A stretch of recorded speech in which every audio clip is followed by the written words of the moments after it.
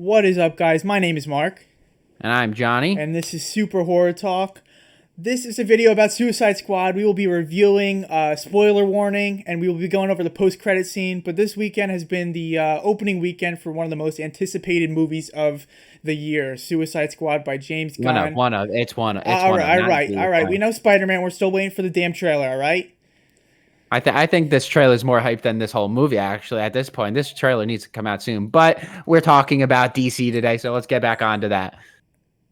The hype for this movie since last week has been insane, with all the creators getting an early preview, hyping it up so much. I really do believe that it deserves all the hype.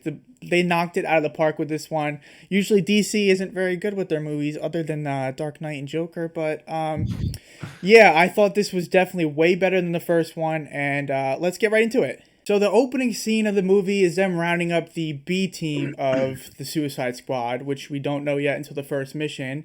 But they are sent out by Amanda Waller to go to a foreign country to take out some information that's kind of top secret that they don't know about, and neither does the audience. And the B team is assembled with Weasel, TDK, Mongol, I believe Harley Quinn, Rick Flag, and I'm missing one, right? Javelin as well. All right, so with the helicopter scene, it starts off real fast paced. They're jumping straight into a mission with the B team. You don't know it's the B team yet, but you'll find out later. You could already see right from the helicopter scene how they're interacting with each other, that they're not like that good of villains. They're like kind of dysfunctional, a little on the dumb side, some of them, but you can see that they're being forced into something that they have no right being put into. So to start off, Weasel, all confidence, jumps straight off that helicopter right into the water, but turns out dude can't swim, drowns immediately. He's the first one to go. And then they just go on about their mission. They all go onto the beach, find cover, and it turns out Blackguard, in generic villain fashion, backstabs the team and tries to sell them out to whoever is waiting there. And I don't get the point of it. I mean, I get the point of it, but like, it's not a good idea for him. He's got a bomb in the back of his head. Very easily He's killable. gonna die anyway. He's gonna die anyway. It's pretty dumb on his part, but that's what you expect from someone like him. And also in horrific fashion, he gets his face blown off immediately, which sets the tone nice and early that no one is safe and that they will be killed in gruesome fashion and there will be no hold barred. So as Blackguard gets his face blown off, that's when everything goes downhill and goes absolute mayhem. People are dying left and right. Captain Boomerang, Mongols hanging onto the helicopter. It crashes, burns her on fire. Javelin gets gunned down. TDK gets his hands gunned down. Savant turns around and is basically crying in the water, and then eventually gets his head blown off. They build him off. They build him up like the entire beginning as like this strong, tough guy. As soon as he's into action, he's running away like a little girl. Turns out he's not. But other than that, Harley Quinn and Rick Flag seem to be doing just fine, keeping themselves alive, and eventually they do get captured. So, to continue right after the beach scene, also following up onto the beach is the Suicide Squad A team. More of the people that you know, like Peacemaker, Bloodsport, Ratcatcher 2, King Shark, and Polka Dot Man. And they're on a much less busy side of the beach. No one there to fight, actually. Nothing like what the other team just went. And they also look like a more professional team being put together. You can see they flashback 3 days earlier. Amanda Waller setting up the team. You can see that she's making Bloodsport the leader. And Peacemaker is pretty much second in command, I guess. But you can see they're like pretty much the same person. And that immediately starts like a little ego battle between them to see who's the better mercenary, who's got better kills. That pretty much sets it up for the entire movie. It's a nice little dynamic between them, that they're just against each other instead of working each other the whole time, but also forced to work with each other. So after assembling the team, they pretty much continuing on with the mission on the beach. They have a more direct mission than the B team had, where they actually have a goal and they know where they're going, kind of. But that leads to them camping, and it leads to a nice little character arc with King Shark finding out that he doesn't have friends, pretty much isn't much of a friendly guy, and he tries to actually eat Ratcatcher 2, and instead of her belittling him and like wanting him off the team and murdered, she actually reasons with him and is still nice to him. That just shows to her character. It pretty much is her arc. That no matter who anyone is or what they try doing to her, she's always going to be nice to them. But they continue on, and it turns out that Rick Flag, they get back at where Amanda Waller's base is. Rick Flag is still alive. They find his ping, somewhere in the woods. And so they have to divert course and they have to go save Rick Flag right after. After diverting course to go get Rick Flag, they arrive at what looks like a militia's like little underground camp, kind of hidden into the woods. But the thing is, where he is towards the back, so they have to run through the whole thing, and it turns into a really great scene where it's pretty much Peacemaker and Bloodsport ego flexing, who's got the bigger schlong, killing each other, killing people, who can do the better kills, and pretty much just showing off all their abilities that they have, and it just makes for a really cool scene. Literally just them just killing and dramatic and really cool fashion. Being badass, pretty much. Pretty much just that. And they go through the entire camp. They get to the end where the building where Rick Flag is, and they kick the door in to bust in to get him out. It turns out that they were just running through a freedom fighters team, someone that would be on their side. They were just killing all of them in dramatic fashion and just absolutely executing them all horrifically. For no reason, basically turning out to find that Rick Flag was actually helped. He was in good hands the whole time. But after murdering the entire freedom fighters, they get to the end, and the lady there, who is the head of the freedom fighters, she is obviously devastated to find out that all of her people were slaughtered right next to her without her knowing. But surprisingly, she still agrees to help them in their fight to take down the dictator, because they also still have aligned views and still need to get the same job done. And that then leads into where Harley Quinn is. On a Harley Quinn's side story, I really didn't know where this is going until we found out that she was actually being captured to meet the dictator of this foreign country, and she was all prettied up and she felt like a princess, and they kind of had like a little love connection until she went full psycho and shot this young dictator, as she had, I guess, crazy flashbacks from her crazy boyfriend, obviously the Joker, and she said that she would end any man that shows red flags, and his red flag was killing families and children in particular. So she wanted to end that, and we also found out that Joker actually killed Harley's dogs, which are her hyenas that we saw in Birds of Prey. Rest in peace, hyenas.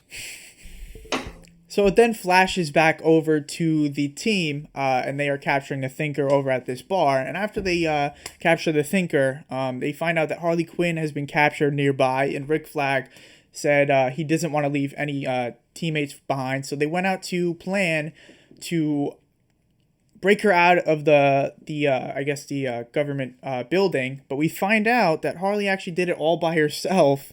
In a pretty cool fashion. The rope scene with the key was very cool, and I found out that Margot Robbie actually did that herself, which was actually even cooler. But the whole scene, I thought that was my favorite scene in the movie, just her fight scene, and it's pretty cool that she actually did the fight scene as well. And also with the flowers as the blood, kind of a flashback to Birds of Prey with all the colors. When she was in the police station there. But after she breaks out, she sees Rick Flag and Bloodsport planning to save her, and she gets all happy, and I just thought that was a real funny scene. So following breaking out of the government facility, they use Thinker. They immediately go straight to Jotunheim, where they're going to break in to take down what is going on inside there and finally put an end to all of whatever the madness is in there.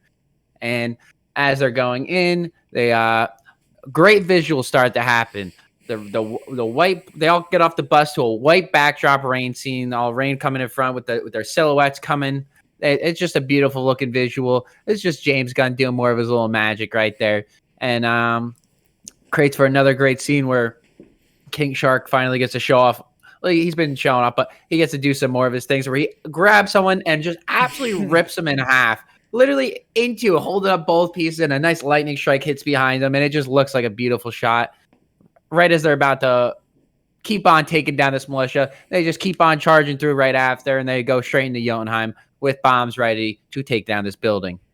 Following them entering the building, planting bombs around, Rick Flag and Ratcatcher and the Thinker are all downstairs, finding out that the Thinker has actually been experimenting on Starro and as well as these innocent people for 30 plus years. Finding out that the U.S. government actually has something to do with this, and Rick Flag, former military for the U.S., got upset and wanted to expose them. So he took the hard drive and was planning to reveal it to the rest of the world. after Rick Flag has got the hard drive, he finds out that Peacemaker is behind him with a gun and that he was sent there to make sure that information does not get out. And then all of a sudden, the bombs go off early. They get up, they go into a pretty cool fight scene, but it ends with Peacemaker stabbing Rick Flag in the heart, Mortal Kombat style. They show the inside of the heart, which is really cool. And unfortunately, Rick Flag dies. I thought he was such a cool character, way better than the first Suicide Squad character they had of him. It's a nice comeback. Yeah, definitely. So, before dying, Rick Flag kicks over the hard drive over to where Ratcatcher 2 happens to be laying. And obviously, Peacemaker is not going to let her have that. So they get into a chase scene, which leads to Peacemaker eventually chasing her down, pointing a gun at her. But then a flashback happens to 8 minutes prior, where the other team of Harley Quinn, Polka Dot Man, King Shark, and Milton, his little side character, is upstairs placing bombs. Rest in peace, Milton. He happens to get gunned down by a militia while they're up there, and that causes a fight up top, in which Polka Dot Man sends out his polka dots and accidentally sets off the bomb early, as you mentioned before. But then you can see how it happened up top, and it sets off the entire building explosion, which sets everything into a frenzy. The bomb goes off, frenzy ensues, Bloodsport drops down several levels, perfectly landing right in front of Peacemaker, who's about to murder Ratcatcher 2, but he's able to pull out his gun, and this is pretty much what it's all been leading up to. Their egos clashing. They're finally able to 1v1 each other pretty much. And whoever, it's pretty much a duel right in front of each other. And they shoot at each other, both with the most accurate shots because they're both that well-trained killers. But it turns out Bloodsport has the smaller bullet, and his bullet goes directly through the center of Peacemaker's bullet and then into his jugular. But after killing him with the smaller bullet, it's a nice callback to earlier where during one of their arguments, Peacemaker saying he can outshoot Bloodsport any day. He can even shoot through all of his bullet holes without hitting any of his bullet holes through smaller bullets. But then turns out Bloodsport has the smaller bullets. Ends in Peacemaker being killed. It's a nice little foreshadowing, nice little callback to what happened earlier in the movie. So after all the Starro mayhem going on, Amanda Waller tells the squad that their time is done, the job is done, they can walk away, they don't have to fight Starro. But as they're walking away, Bloodsport does have a little guilt for the civilians in his head, and he's the first one to turn around. And then all of them turned around, and Waller gets very upset and is threatening to blow his brains out like he did with Savant. But she ends up getting whacked in the back of the head back at the HQ from one of the staff members because they felt like they were doing the right thing. So as they're turning back in, it cuts to the freedom fighters who are in the government building, and they are gunning down who is the remaining... The general. Whoever's remaining of the heads of the government. Pretty much completing their mission, giving them their finishing touch, saying that they took back their city. And then it goes back into the Suicide Squad, who's running into town to take down Starro all by themselves. As they run back into town to take on Starro, Bloodsport pretty much takes control. He becomes the leader. He's telling everyone what to do to take down this kaiju in Starro. And he's telling Harley to go up buildings, King Shark to try and eat Starro the best he can. Ratcatcher runs off to do her thing, work on the little people, or work on whoever the mind control starfish is taking over. And he's pretty much shooting at Bloodsport's left to be shooting at Starro, which is pretty much doing like no damage to him, pretty much demoralizing them slowly, showing that it's really hard. But then Polka Dot Man, he used his callback earlier in the movie that he sees everyone as his mother, who has traumatized him. And he sees the starfish Starro as his mother, and he releases a bunch of polka dots on Starro's leg and pretty much absolutely eviscerates his leg off. And for the first time in the movie, you can see a Polka Dot Man is happy. He is ecstatic that he just did something, and he lets out a big "I am a hero," and then he immediately pays the price and gets slammed by a starfish leg. So after Polka Dot Man gets turned into a pancake, all hope seems to be lost again, and they are pretty much doing whatever they can. It seems like they don't stand a chance to a literal kaiju, but Ratcatcher uses her power of harnessing, looks like billions upon billions of rats upon Starro. They just come and they're climbing this huge starfish. There's just so many rats climbing him. And as they're doing that, Harley Quinn sees a chance to use her javelin, which she's been waiting for the chance to use, trying to figure out what the meaning of her having this javelin, leaving this javelin with her is. And she finally sees what it is, and she jumps off a building and puts the javelin through his eye and actually goes inside of him. And up comes the rats, climbing into Starro's eye and pretty much just eating his entire internal nervous system and killing him from the inside.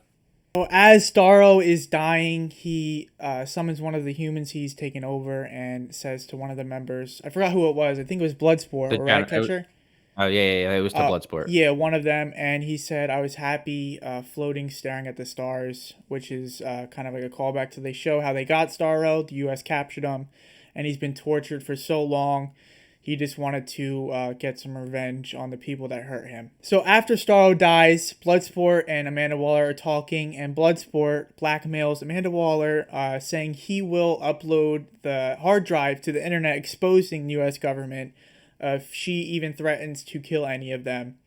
But he has it in a cloud of his own personal cloud service system, where if he were to die, it would release right away, which I thought was pretty cool. But yeah, he's basically using blackmail against them to keep their safety. So after they save the day, little title scene pops up saying Suicide Squad. Nice little look. Suicide Squad. Good freaking movie. But then it cuts to Weasel on the beach, who turns out to still be alive, coughing up water and choking, making his little weird noises, weasel noises, and runs off like a little goon onto the beach, pretty much giving off a what's going on with him type of thing, where he can either come back later or get his own little thing going on later in a different part of the timeline, his own thing, their own project. Weasel cutscene, there is another one, post-credit scene. It's the part of the two staffers at the HQ, and they're walking over to see who their task is they have to be in charge of. And we find out it's Peacemaker, and he is still alive. It's kind of like a foreshadowing to the upcoming Peacemaker HBO Max series, which looks awesome now since we finally met John Cena's character, and I can't wait for that. It's honestly it's a nice character, John Cena just being not John Cena, being a not PG person and being allowed to curse and do whatever he wants. A nice little bulge scene. You gotta get a little John Cena bulge scene in there, his tighty whities. So that was Suicide Squad, and I thought that was a pretty great movie. The best movie I've seen so far this year, easily. It was a great time visually. It was a good story. James Gunn is James Gunn. He brings characters to life. He brought lesser known characters. I like that about the movie, that it wasn't like high end characters where it had to be fan service the whole time. People wanted the characters to be alive and had like an emotional connection to them. This is James Gunn picking lesser known characters and just putting his own twist on them and giving them much better characteristics than what you'd expect. It pretty much gave him a whole different ball game to work with, and I thought that he used that perfectly. I definitely agree with everything you said. I would honestly rank this as my favorite DC movie. And I know a lot of people get hate. Oh, they're probably going to hate on me. Oh, The Dark Knight and Joker. I love those movies too. But I guess I'm living in the moment. I'm kind of biased right now. But I really enjoyed this. And just everything was great. I really did like the Taika Waititi cameo they had in that. I didn't know it was Ratcatcher's dad in the first flashback. But I thought that was awesome. And also, Margot Robbie, she is literally one of 3 probably comic book characters that are meant to play that role.